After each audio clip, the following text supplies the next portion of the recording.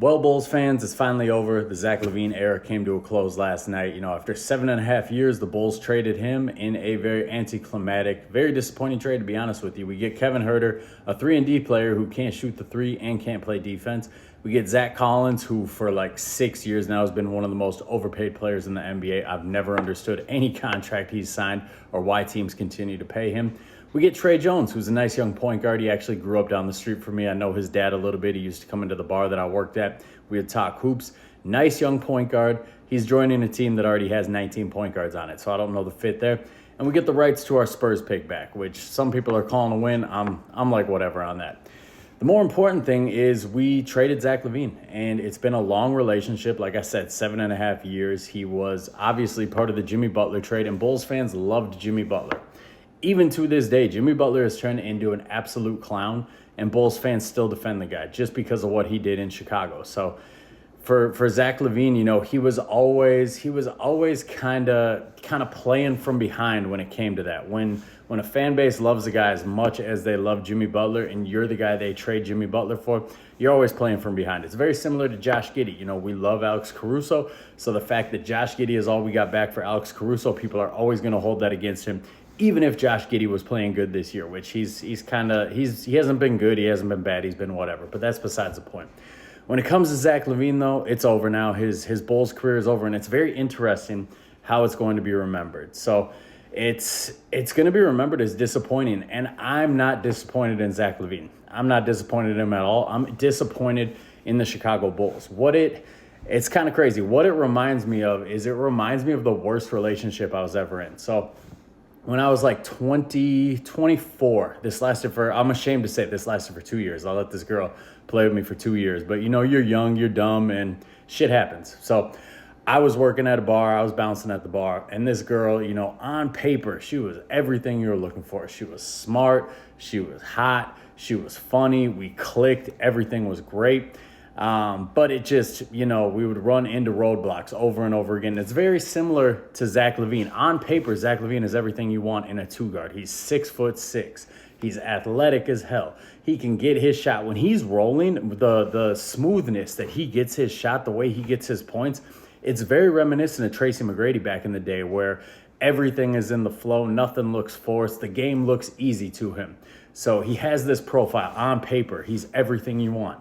But you run into roadblocks. The effort isn't there on defense. The body language wasn't always great. The injuries started piling up. Every time that you're thinking, all right, we're starting to turn a corner here. He makes his first All-Star game. He's in the running for All-NBA third team. You're thinking you're going to turn a corner, and then boom, injury.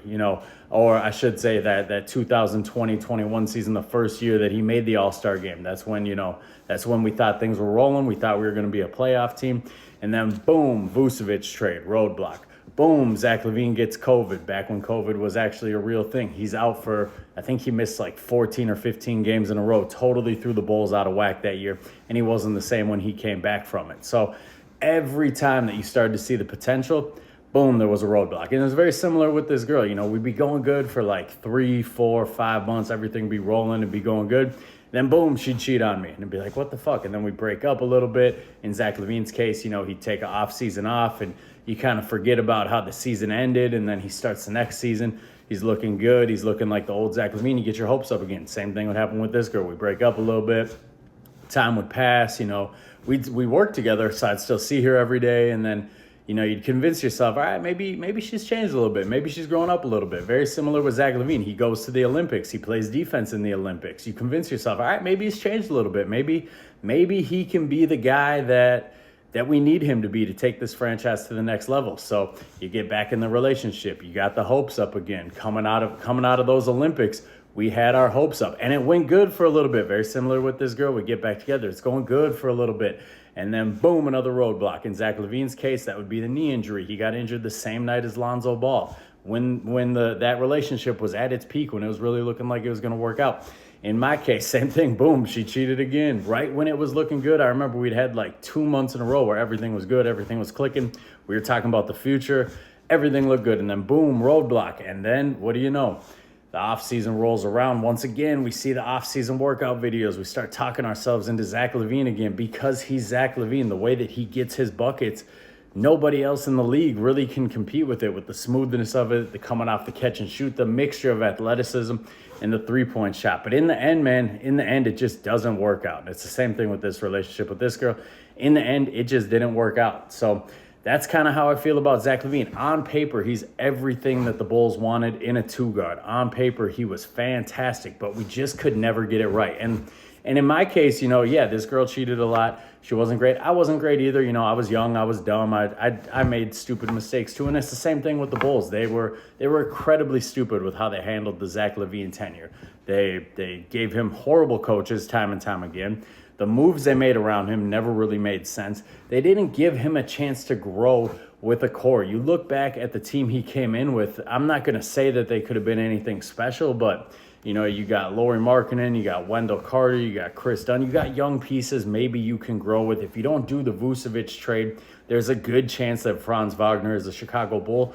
Maybe Zach Lavine gets a chance to grow with them. Instead, they rushed it. We got like 3 or 4 months of happiness out of it, and now, it's crazy. If you would have told me, what would it be, 3 years ago now? So it's 3 years ago, if I went in a time machine and I told myself 3 years ago that Bulls team, that it would be torn down and they would have absolutely nothing to show for it. They would have Josh Giddey and nothing really else to show for it. I'd have told you you're out of your fucking mind. But that's where we are now. So in my case, with this girl that I keep alluding to, I'm happily married now. She's happily married now. I believe she has 2 kids. So that's really what I hope for Zach Lavine in the future. Is it didn't work out with you and the Bulls, but I hope that you go on and you find your team and you get your ring and you have that happily ever after story, and I hope the Bulls get their happily ever after story, even if I'm incredibly down on the franchise right now and I can't see a path to a happily ever for the Bulls. But for Zach Lavine, I do kind of feel bad for him. He's got to go to Sacramento, and I don't know the fit in Sacramento at all. It's him and DeMar DeRozan again. Malik Monk is going to be their point guard. He's not a point guard. He's a great off-the-bench scorer, one of the best off-the-bench scorers in the league, if not the best off-the-bench scorer in the league. But he's not a point guard. Domantas Sabonis is interesting. For years, I was saying, I wonder what Zach Lavine and DeMar DeRozan would look like if they had a better center around them than Nikola Vucevic. Now we kind of get to see. They got Keegan Murray. They got a fun offensive team. They have one player on that team who plays defense in Keon Ellis. So I have no idea how the Kings thing is going to work out, but it should lead to some fun times. But hopefully Zach Lavine can go to a team that's going to use him properly and is going to take advantage of what he is. Because at the end of the day, like I said, he's got the size you want in a shooting guard. He's 6'6". He's strong.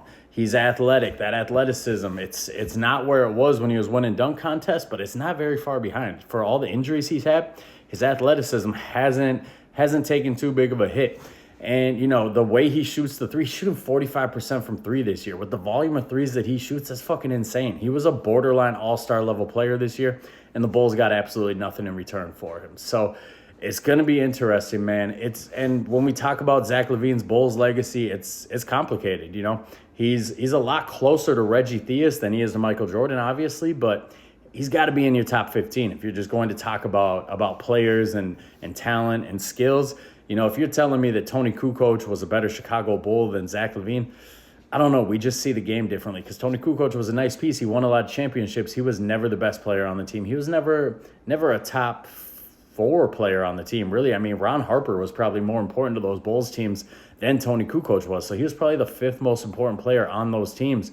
And if you're going to value that more than Zach Lavine having to be the best player on a team, I just don't understand it. And the thing I've always respected about Zach Lavine is he's a professional. He added to his game every year. If you watch Zach Lavine with the Timberwolves, which I did because I'm from Minnesota, if you watch him with the Timberwolves, you watch him now, totally different player. Less reliant on his athleticism, much smoother, much better decision-making. This year even, he's 10 years into his career. We saw him add to his game. He added better decision-making and a much more efficiency to his game. He didn't force it anymore. So, Zach Lavine, man, all the respect for you for the 7.5 years in Chicago. You added to your game every year. You were professional. You showed up. Even when the media was dogging you, even when the fan base was dogging you, you still showed up. You did your thing. You never pulled a Jimmy Butler. So, salute to you, sir. Nothing but respect. And I hope that the rest of your career goes great and that someday you're able to come back to Chicago and get a Zach Lavine night. You deserve it.